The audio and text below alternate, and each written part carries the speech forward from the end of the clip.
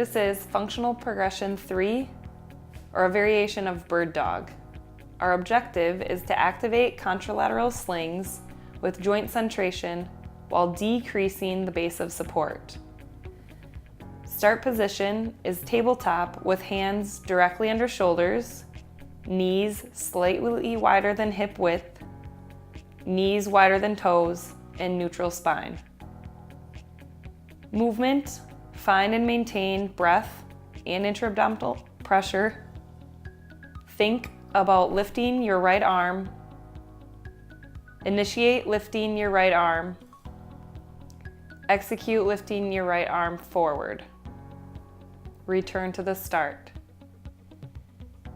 Think about lifting right arm and left leg. Initiate lifting right arm and left leg off the ground. Execute sending right arm and left leg out. Destination is extension of arm and opposite leg while maintaining flat tabletop position and resisting side shift with your core.